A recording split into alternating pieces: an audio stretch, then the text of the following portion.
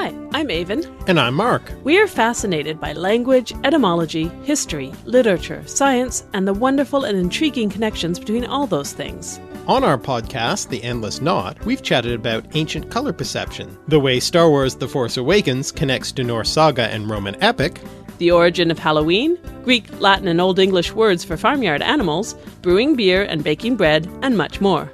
We've also interviewed a bunch of wonderful guests, like historian Janice Liedl, playwrights David Hine and Irene Sankoff, musician James Andine, anthropologist Stephen Lay, and writer Paul Anthony Jones. Come join us as we explore the connections in the world around us and sip a few cocktails along the way. Find the Endless Knot podcast in iTunes, Stitcher, Google Play, and elsewhere, or visit alliterative.net for more information.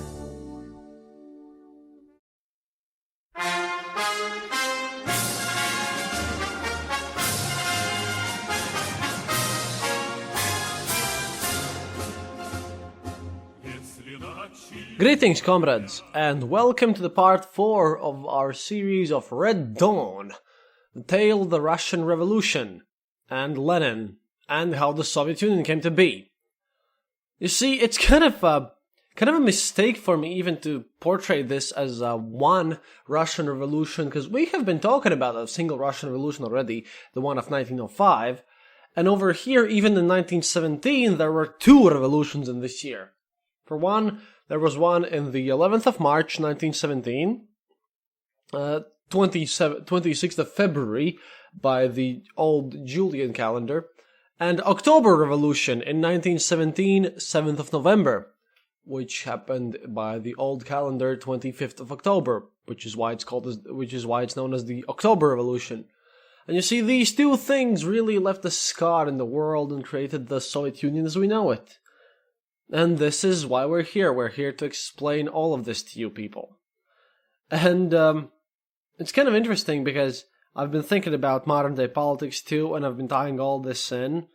And even though I will make a PDRP podcast and I will do my best to not get involved in modern day politics in this episode, but I'd like you to think about what all these revolutions might mean for today's situation. Because, for example, alternative facts or press not reporting on things wildly enough, or these fake news and all these crazy stories and press manipulations and the government lying to you, all these things is something that Soviet Union lived through all of its period of time. And this is why I don't really trust any Western Soviet historians who tell about this period of time. So, think about this. I lived in a country which basically consisted of nothing but pure lies coming out of press and the government and everything, and the government controlled the press and was terrible. But this is how it began, and I think it's important to know this, because you can draw a lot of parallels here. But the most important thing is that people really should learn from all of this, because, like I posted on Twitter, walls work both ways. I mean, hey, I was all for pro-Trump when he was for stricter immigration controls, because I live in a small country and we love stricter immigration controls. But this wall idea is just simply ridiculous. It's not going to work. It's going to cost a lot of money, and, well, you'll see. Backfiring and weird stuff is what we live through, and no politician is to be trusted, whether or not you're left or right. And sometimes you get the extra weird politicians who might be malicious, but might be misinformed. And this is also a theme of today's episode, if you think about it. Because Russian history is like full with a lot of these wars and revolts and everything. But what happened in 1917 in Russia was something like completely new. It was a revolution, 2 revolutions actually, and a civil war. The situation there, the political situation in that time's Russia, was just so heated up that it was impossible for it not to explode. And there are a few facts that we can talk about if we want to look at the blame for all of this revolution and facts and the, like previously mentioned, civil war. First off, There was after this 1905 revolution, there was a huge lack of state authority. Basically, after our friend Nicky II massacred people who just went to him with peace and everything, and just wanted some reforms, he massacred them, as we mentioned in the 1905 episode. And people really mistrusted him a lot, because they disrespected the very position of Tsar. It's not like they really hated the Nicholas II. No, they did. But think about this: the situation in Russia is heightened up and stressed out, and everything is so focused and so heated up that even though if Tsar Nicholas II would have died at that point, and you'd have another Tsar then, even then the Tsar would have to go. This is the point where the position of Tsar was undermined to its like nothing else, really. So, this is the thing where people have lost all hope that any reforms shall come through the Tsar. And secondary, which is also important, and it's important in modern day, well, I don't know, most Western countries, it's the fact that the Russian cities were clearly and prominently more developed than the Russian rural regions. You see, the idea was like this.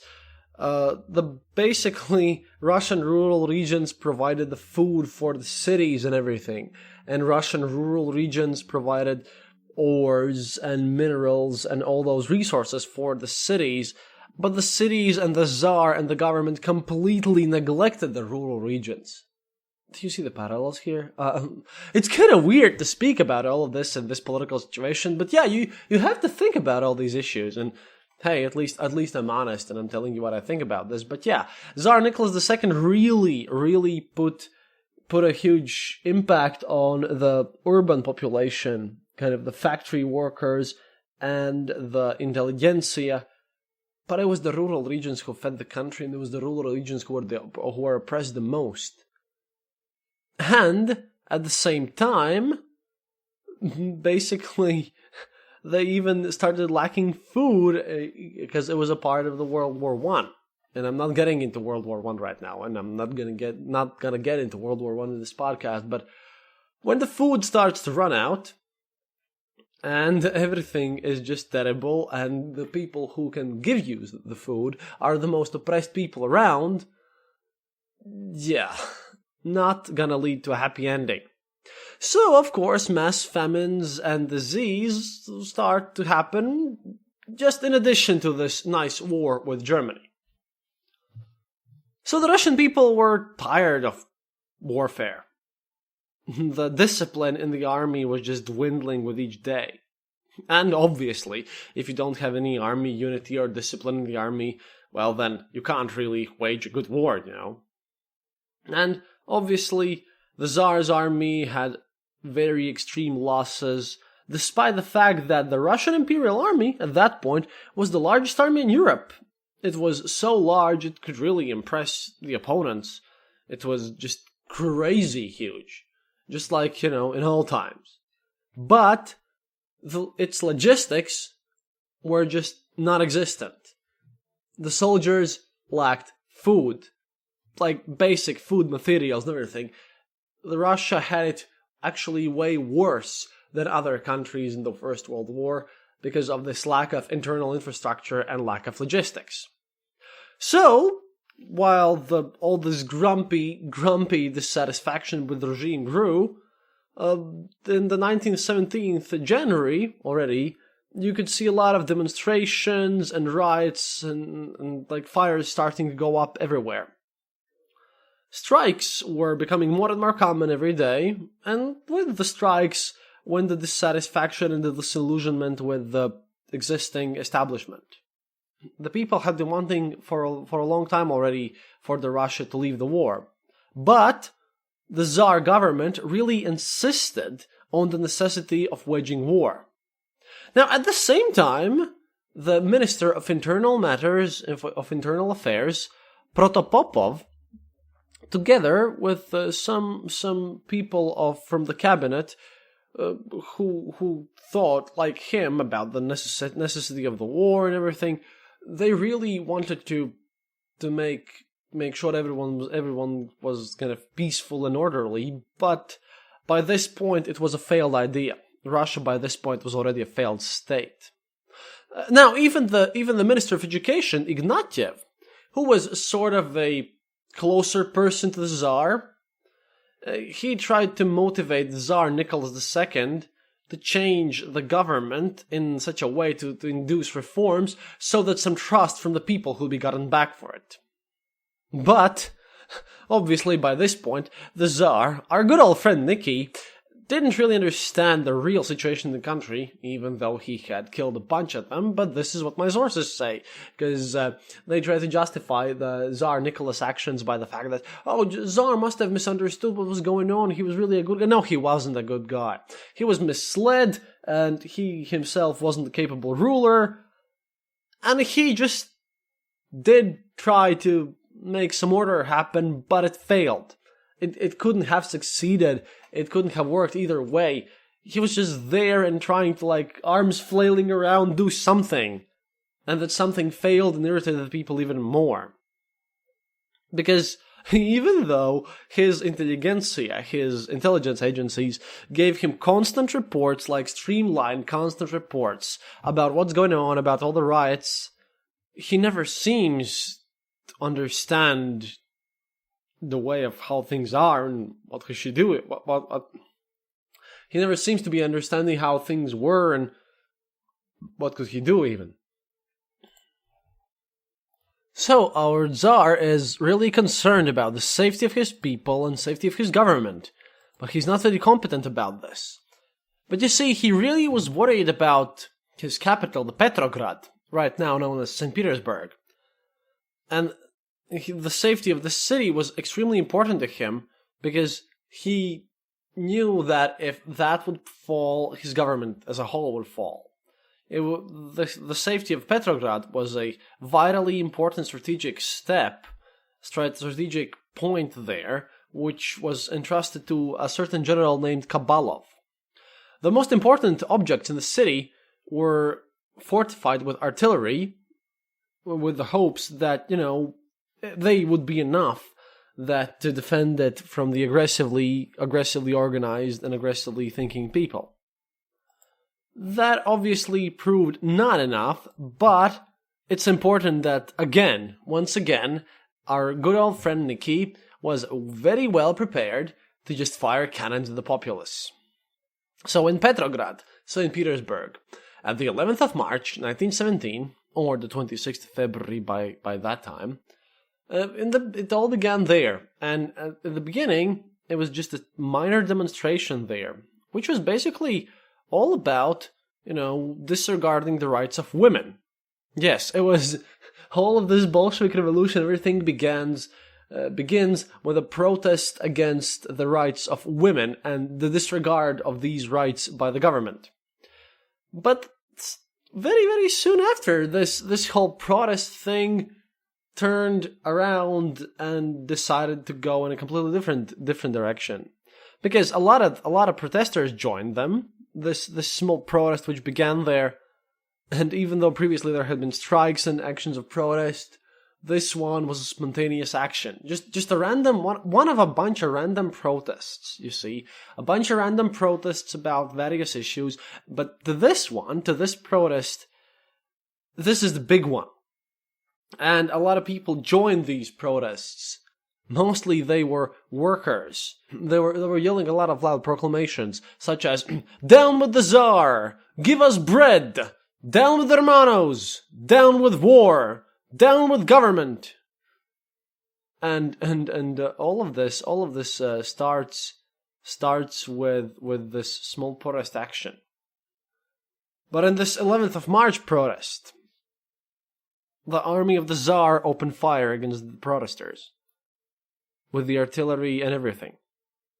They have made Petrograd the St. Petersburg fortress town by this point, essentially. They have artillery there and military. And they fire against the people.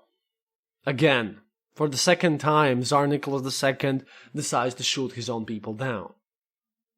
Now, after this step, after this major mistake, a lot of people from the army really just rebelled against their own government and went onto the streets. These army people were the main source of power there. They disarmed and killed policemen and actively participated in the future demonstrations. The army people who decided that enough is enough and we will not fire against our own people. Instead, they fired against policemen who were basically government's agents to shoot at their own populace. So the army went on and started fighting against the police. And the revolution just grew after that, especially after all the peasants and the rural people joined in, because they were the most oppressed of everything. They were the most oppressed people in the Russian Empire, and they had suffered from a single failed revolution already. And this fact that the rural population, the farmers joined in, that was crushing for the Tsar. Because by this point, it had lost most of the trust it had with a lot of people. Most of Russia really, really hated everything.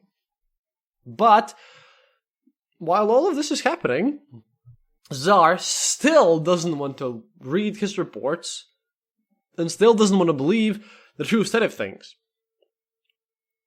Now, Tsar Nicholas II, he was really weirded out for a while. And only after 4 days, on the 15th of March, he started to understand what was going on. And based on the terrible situation in the country, which has just turned into mass riots and 1905 once all over again, he decides to give his throne to his brother Mikhail.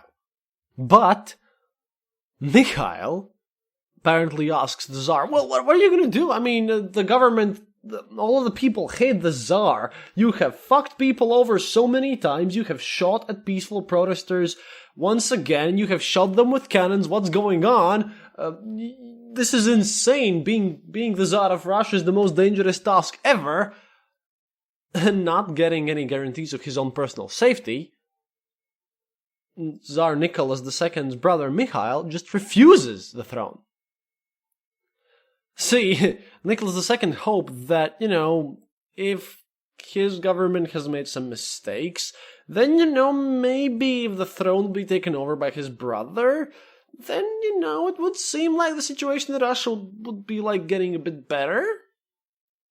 But the situation had turned into such a way that no one of the Romanov household wanted to be the next Tsar in Russia. So, in this situation, the power was taken over in basically 14th of March, one day before he decided to give throne to Mikhail. But that was late decision already. So in the 14th of March, the new temporary government was established there, and the temporary committee which consisted of about 1/3 of the government Duma members were there, but they took over the power. They basically took all the executive power from the Tsar, and then Tsar tried to play it back by giving the power to Mikhail, but that didn't work. And obviously they took the power just one day before he offered the throne to his brother Mikhail. But, if you are in the inner circles, it just kind of makes sense. And now we have to go back to our little old good friend Lenin. Hello, Lenin. Here we are again. So, Lenin was actually very confused about all the situation. Lenin was honestly surprised and not prepared for all of this. And the revolutionary magazine Pravda, which would happen to be later the official magazine and the official press source for the news in the Soviet Union, Lenin in Pravda writes at this point that the basic question of every revolution is the question about who rules the country. And also, at this point, Lenin kind of felt, when this revolution was happening, that Russia has become the most liberated and the most free of all the warring states of the planet Earth. Now, even though the massive revolts and massive strikes kind of calmed down just a bit when the temporary government had started working, And, and they put a lot of effort to do some famine relief at this point. But this thing, which happened basically after the end of Romanov era, was just the calm before the storm. Lenin wrote that in Russia, there are two governments at power. In Latvian, it's called divvaldība. And it's basically it's like two governments, dual governments, essentially. And this meant this temporary government, which were the officials from the previous Duma, appointed by the Romanovs and the Tsar and everything, and the Soviets. Soviet Union is called like that because of these Soviets, these socialist worker, farmer, military units who were just that. They were Soviets who are like, hey, we are a bunch of workers, we're gonna decide together what's going on. Now, at this time, Lenin wrote that behind these Soviets, a purely proletarian power was behind. Like, purely proletarian power, purely people's power was behind these Soviets, unlike this Duma, because the Duma was appointed by the Tsar, and the Duma was there because of the Tsar, but the Soviets were there because spontaneously, you have a village, and you have like 20 villagers come together and say, hey, we represent the villagers, and now we're gonna do what the village wants, and it's like these random, you have a revolution going on, and these are these random small bunches of people who basically just come together, and they want to do something, and they want to hang around, and they want to declare what they want to do. And Lenin specifically noted that all of this Duma thing and all this Soviet thing was kind of a contradiction, and that these Soviets were way more closer in the tradition of 1871 Paris Commune, which Lenin really, really respected. And this is where the seed of socialism begins. This is where the seeds of Soviet Union are sown in these Soviets. Now, as the government of Germany, by this point, have been financing Lenin and his movement by this point, and they had continued to do so at the point of the February Revolution, because all of these Soviets and everything, they were very influenced by Lenin. He was their ideological leader. They decided that Lenin must be transported to Russia as soon as possible. Now, of course, Germans just did that, and they just basically put him on a train and transported him from their controlled territory to Russia with a special train without stops, and the train was all covered up so that no one knew who was inside it, and it was specifically guarded. But by this point, the German government were going, oh yeah, we're gonna get Lenin there, and it's gonna be awesome, because this is how we're gonna get Russia out of the war.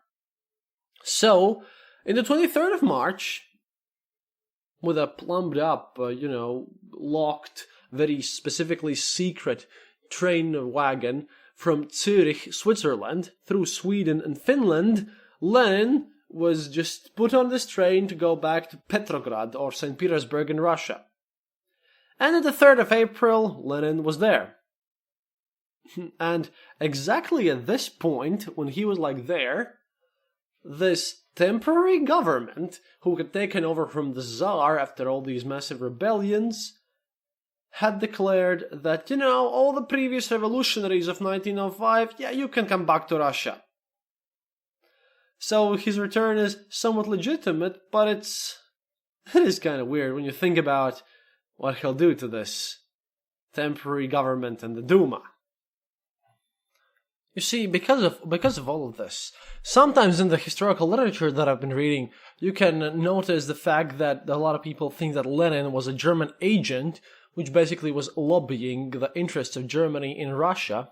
Well, I can understand where this train of thought is going, but it doesn't seem so. It seems like he was just, as we've learned in previous episodes, an opportunist.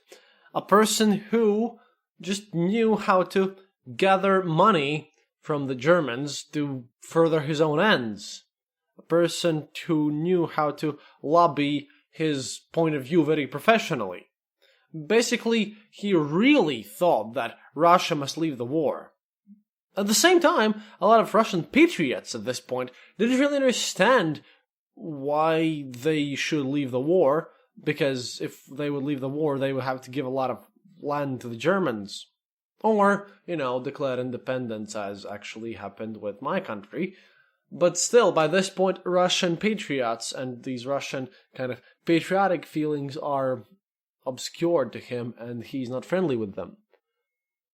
Now, but still, because of this fact that he propagated this idea of Russia leaving the war, he acquired a lot of, basically millions of Deutschmarks. Even before revolution and after it, he received a lot of help from the German government because of all of this. And I really don't know how to comment on this one, because, you see, at one point I can understand Lenin being a bit of a peacenik and stuff because of socialist reasons, but at the same time, seeing the kind of the hostile attitude towards the Western Europe, this seems somewhat like an opportunistic trick. This seems something like you would do. You would say anything you could do and anything you want to do just so you get some more money. And you know what? This would also be in the spirit of Lenin and how he operated. Because, for example, Lenin also composed the so-called Thesis of April, where he explains his views on various questions. I mean, and we mentioned them in the last Red Dawn episode. For starters, that supporting the democratic government would be a mistake. And also, if we just say that taking the Tsar of power would be enough, that is a huge mistake as well. It was obviously very necessary to move in the direction of pure communism.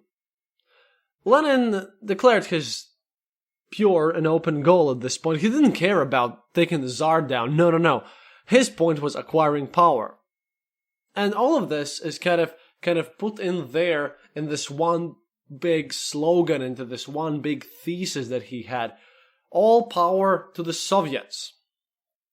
Because he was a Soviet man. He really stood for the Soviets, and by this point, he doesn't really care about the plight of the farmers. He couldn't have really, again, as we learned in the previous episodes, but he's there to acquire power, to get more power for himself, to grab things, to make sure that his own personal idea is the best, that his personal idea wins. He goes there to ensure that his very own, very strict personal idea is the one that beats up all other ideas. And you know what? It's kind of weird, because this temporary council, they're discussing at this point how the life is going to go and how things are going to happen. And a lot of them were very interested into, for example, American Constitution and how that would work. They wanted a truly democratic government for once. Lenin would have none of this. Lenin instead worked with all the might and all the political power that he had acquired. He really spoke about getting more political power using violence and force. He really started by this point, just after this February Revolution, while he's on the way to Russia, and while he's just there, his writing starts to become more and more hostile at every moment. He writes about how you should take off all the land from the independent farmers, also known as kulaks, because kulaks stole his cow. Let's not forget that one. And take off all the land away from kulaks and independent farmers and give it to the farmer Soviets. Why? Because of course that's how things should go, according to Lenin. And by this point, Lenin also really puts on the fact that his represented Social Democratic Party should really start to change their name and turn into this communistic party that we all know by this point. After the return from his exile, Lenin starts to actively push on his positions, actively make sure that his positions are strong enough to take over this power. See, the situation in Russia by this point had changed radically. There was no Tsar, there was no monarchy by this point. They were thrown over by the taking of the Winter Palace and everything going on. And there was no real actual power because this temporary council really didn't do that much. There were these two main forces of governance who were just created after the revolution, which just happened instantly and spontaneously. The temporary government, which, by the way, really continued to be quite monarchistic. And by the way, this temporary government, even though they were looking at this American Revolution and American Constitution and all these things and wanted to make a somewhat democratic government, at least how they postulated this, at the same time, these very people postulated that, we are proud to be in this great war together with the British and the French. And we are proud of monarchism, and we are proud of being the blood of the nobility, and we are all proud to be nobles. Because obviously, one thing that history has proven to us is that if you judge people by their blood, this is always gonna go correct and nice. Right? Right? Guys, someone buy this idea? Please? I'm kidding here, obviously. Now you see, they also believed that all this revolution, it was done.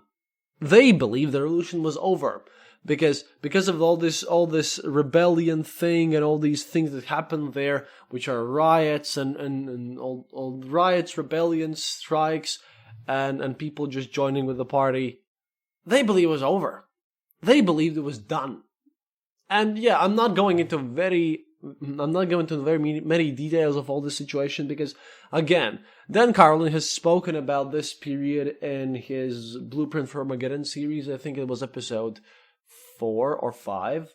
One of these episodes, he speaks about this February Revolution in detail. But the thing is, the February Revolution of how exactly Tsar got thrown down and how the people got power, it really is of least concern to us.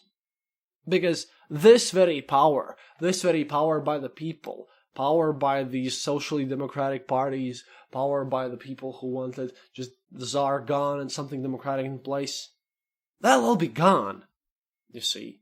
That will all stop existing soon. This is somewhat of a Lenin's biography in the history of the Soviet Union, and we'll get into much more detail in the Civil War or something, but at this point, Lenin is back, there is this temporary government, there are the Soviets, and Lenin wants to work only with the Soviets. A lot. Also, the Bolsheviks basically control the Petrograd Soviet.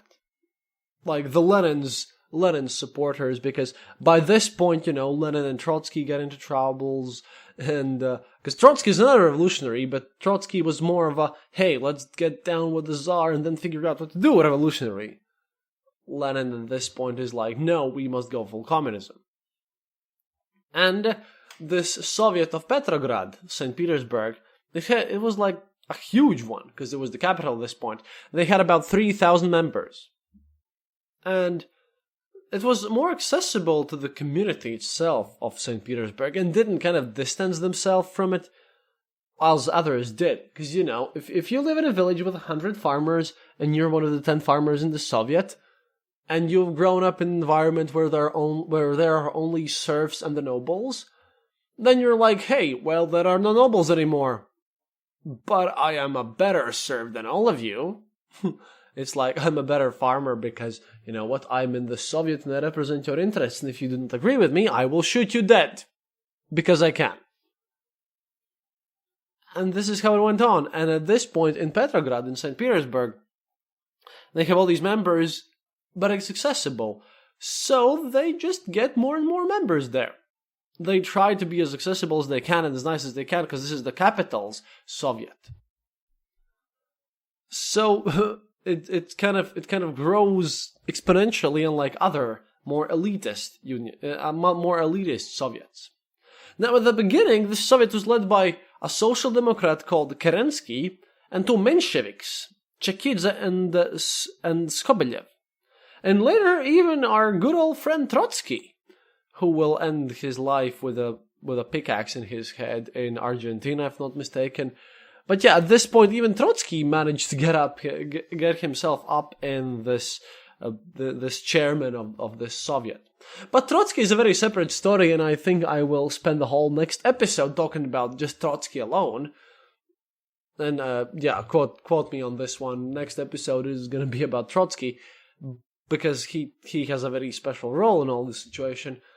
But the thing is, they're there, but they're not Bolsheviks. They're not Lenin supporters. Even though you might think Trotsky and Lenin could be on the same note, they're not. So there are these two weird structures of government. See, this temporary council, temporary government, which has Menshevik influence and nobility influence, and then there are these very common Soviets, which have just Lenin supporters. And obviously, they start fighting for power. So, the Soviets kind of win this whole argument for all this. Because these Soviets, they become more and more open to people. Because, of course, the repression started at this point, and the more active supporters of these Soviets get put down by bullets in their heads.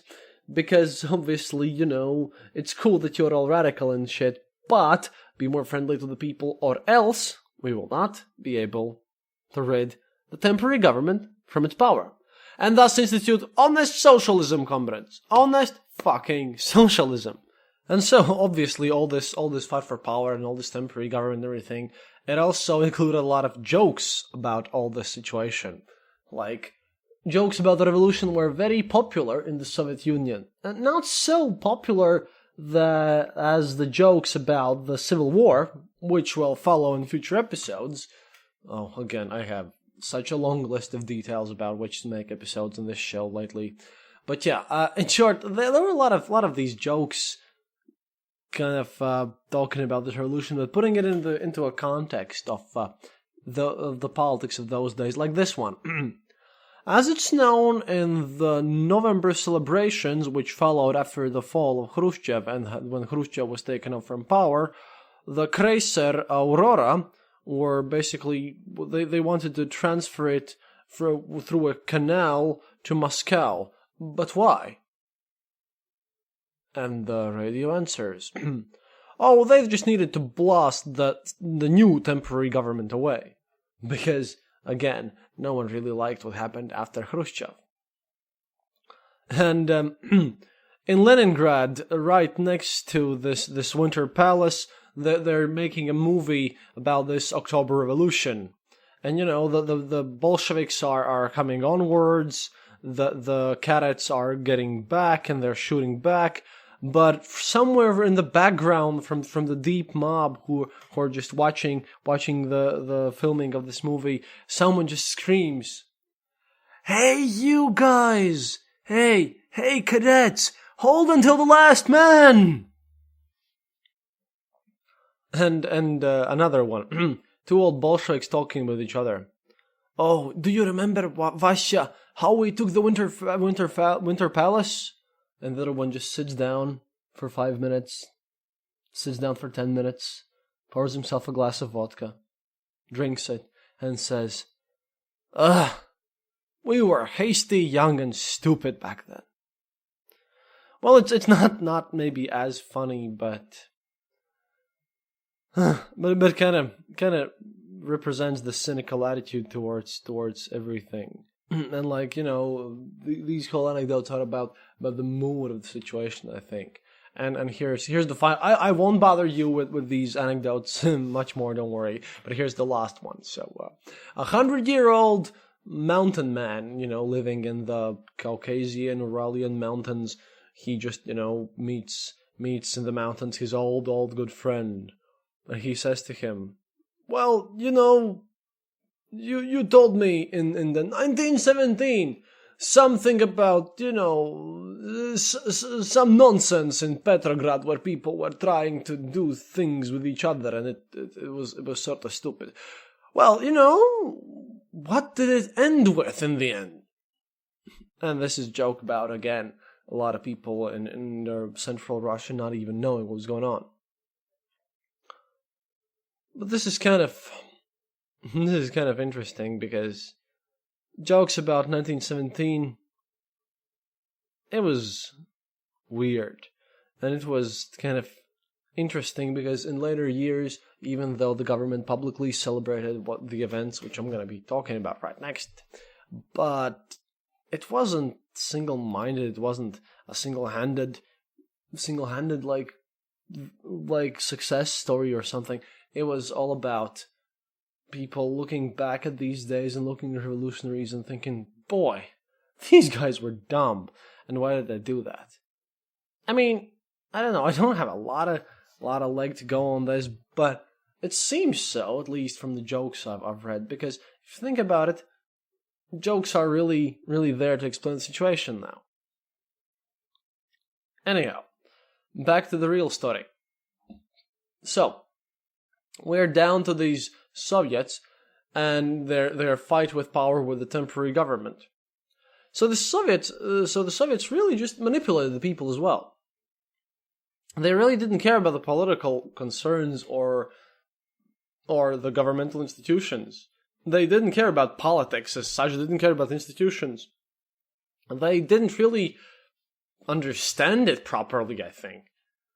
The people wanted certain freedoms, and each of the groups of the society kind of awaited from the power, from any of these powers at this point, either the temporary government or the Soviets, that, they'll get supported and finally the country will be at peace, that Russia will be at peace and they'll just go back to the business as usual. But, so this just meant that no power who were for war, in this case World War I, were just unable to rule. And the problem is that the temporary government, just as the ex-Tsar rulership, they had no support from the common people. Because they were for war, because of all these nobles there. And another reason was, because this temporary government, they really were there just to change the Tsar. They wanted a new Tsar and get a new constitution, maybe get a new constitutional monarchy, maybe get something like American Republic or something. But there were a lot of these people there who really thought that, they needed a constitutional monarchy as well. But the Soviets were just openly stating that, hey, we don't need no Tsar, all the power to the Soviets, all everything is for proletariat, and we need all these things. So, at the end of this term of this first temporary government, there was basically, they were ended with the question of continuing the war. The Allies at this point, Britain and France, they really pushed on to Russian temporary government so that they would kind of continue the war, and so they decided they would. But the Soviets, which were independent from this Duma thing by this point, completely independent, at this point, as this temporary government decided that they would need to continue going on with this World War I, the Soviets forced to basically leave two people of this state, Vuchkov and Milukov. So, with this point, the second temporary government was created, which was basically consisting of Socialist Democrats and SRs. SRs were socialists, but not communist socialists. They were just socialists. They were less radical and for democracy. And this temporary government, really put themselves on the task to restore the discipline of the army and making a new assembly elections. All of these people really wanted these elections, these new elections which would restore kind of order and be democratic elections, and that would serve as the basis for the new government. They wanted them to happen as soon as possible, but making them faster and making them less prepared meant that a blatant corruption would be in place. And Bolsheviks were just waiting for this to happen. Lenin just wanted some hasty, thrown-up thing to happen because, they just voted for continuation of the war. We forced two people to resign, so now there's the second government there, and they want to make elections. Great, elections will mean chaos. And chaos means more power for the Soviets. And by this point, the kind of the laws of Russian Empire were just in a mess, because the peasants wanted some land, because they used to be serfs before, and now they were farmers, and they wanted some land for themselves from the lesser nobility. But there was a huge lack of laws in the agrarian questions. And this temporary government really didn't give out land to people. They wanted to kind of acquiesce this support from the nobles. This is why Lenin and his supporters just motivated the farmers and the local peasants and everywhere just to take the land. You know, it's like, kids, you wanna have some land? Hey, that guy has some land. Why don't you, grab a pistol and shoot that guy and, take his land? As Lenin, by this point, as we have mentioned previously, is full-on, complete terror. So, in the June of 1917, the first All-Russian Soviet Congress was opened. The main question was, well, whether or not we support this new temporary government. The Congress basically played out as previously any operation or any Congress the Lenin has been a part of. It was a war between different camps. At one point there were the Mensheviks and Esers, and another one Bolsheviks. Basically, they were just arguing whether or not we should support the temporary government and how we should achieve our goals. So, the results were that the representatives of the army and the people started to mistrust this temporary government. So, a new temporary government was created, a mirror one of them, and just a completely old one was just thrown aside, and this time with this old Kerensky at the front end as the prime minister. And Kerensky being one of the old Esers. And this was kind of this was the omen of what's to come. In 1917 September, Russia declared itself to be a republic. But it was basically a formal process, because in truth, this whole ginormous territory, because by this point Russia was enormously huge, this country would need many, many years to actually establish a reasonable and sensible democratic system which would be kind of supported by the people. And they had no republican tradition whatsoever before this. And another thing was that in the Russian regions, this whole government, after this Congress, it just didn't work. The police didn't work. The bureaucracy didn't work. Nothing worked. Because everything that had worked before, all the institutions just stopped being there after the monarchy fell. There was chaos in Russia. There was major chaos in Russia, and even though that they're in this Congress and everything, the Mensheviks and Esers had won, and they had decided not to support the existing temporary government, so they made their own, but they had decided to work in lawful means and lawful ways. But Lenin doesn't like losing, doesn't he? Lenin does not like people figuring things out. Because you see, one of the few tasks for this new temporary government was to make a whole referendum and make a huge conference about deciding, well, we're a republic, but which way will we go? What our constitution will be? So this is where we'll come to October. This is where we'll come to the point where Lenin will just go to this temporary government and shoot them all up with machine guns, because democracy is not for men like Lenin. Democracy is just for, everyone else here. And I'm sorry, this is where we're going to end our episode, and it might seem a bit hasty and maybe not as polished, but recent political events have driven me to this, and we need to get through all this period. We need to set up the Lenin's return and everything, because next time he'll just shoot a lot of people, take over power, and the very, very bloody and serious civil war shall begin. All of this, in the end, is just so we all can learn about something, and that we could see that all this revolution like any revolution, was actually quite a huge mess. До свидания, товарищи, and see you next time. Thank you for listening to The Eastern Border. If you have any comments or specific details you'd like to know, you're welcome to leave it in the comment section on our site, theeasternborder.lv, and we'll rummage even to the western border to find you an answer. Like this podcast, subscribe to us on iTunes, Stitcher, or on our RSS feed. Happiness is mandatory. Good reviews and donations feed the farmers of our kolkhos in the great motherland. The Eastern Border salutes you.